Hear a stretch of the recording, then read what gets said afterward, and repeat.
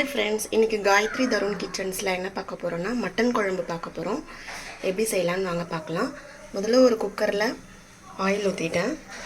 Oil heat ஆனதும் கொஞ்சம் கடுகு உளுந்த பருப்பு போடுறேன். கடுகு பொரியிறது. கொஞ்சமாக சோம்பு போட்டுக்கிறேன். உங்களுக்கு வேணும்னா பட்டை இந்த மசாலா வேணும்னா சேர்த்துக்கலாம். நான் வெறும் சோம்பு மட்டும் சேர்த்துட்டேன். சோம்பு பொரியட்டும்.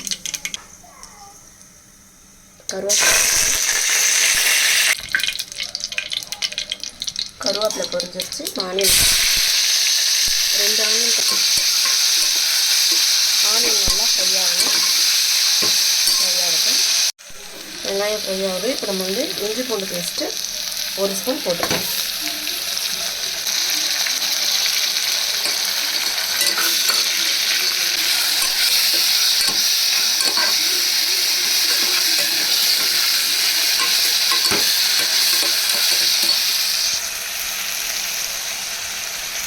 ஃப்ரை ஆகுது. இஞ்சி பூண்டு பேஸ்ட்டு ஃப்ரை ஆகிடுச்சு. இப்போ 2 டொமேட்டோ எடுத்துருக்கேன், அதை ஆட் பண்ணிப்போம்.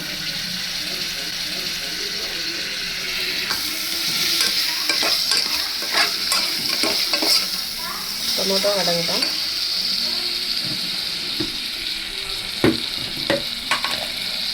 சால்ட்டு கொஞ்சம் போட்டுப்போம்.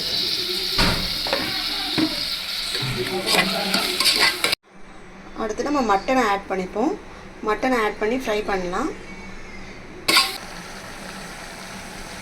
மஞ்சத்தூள் சேர்த்தாச்சு. ஃப்ரை பண்ணிக்கலாம்.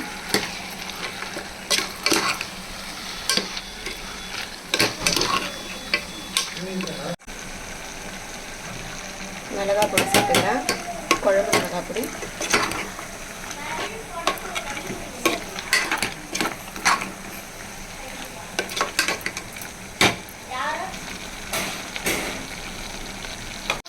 குழம்புக்கு தேவையான அளவு தண்ணி ஊற்றிப்போம்.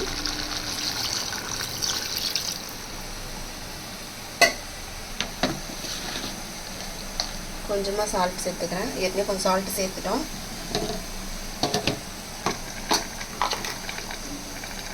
Pepper powder 1 spoon கலந்துருவேன்.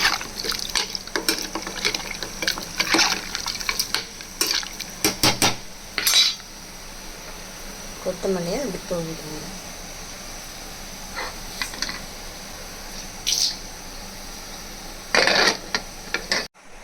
குக்கரை க்ளோஸ் பண்ணி ஒரு 4 விசில் வச்சிடணும். ஒரு 5 விசில் வச்சுட்டேன். பாருங்க, குழம்பு கொதிச்சிருச்சு. 5 விசில் வச்சு ஸ்டீம் எடுத்துட்டேன். பாருங்க, திக்காயிடுச்சு.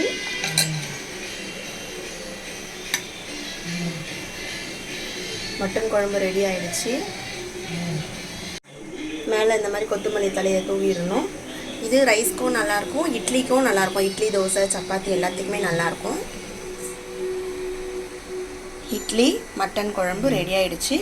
நீங்களும் இது மாதிரி ட்ரை பண்ணுங்கள் வியூவர்ஸ். லைக் பண்ணுங்கள், சப்ஸ்கிரைப் பண்ணுங்கள். தேங்க்யூ.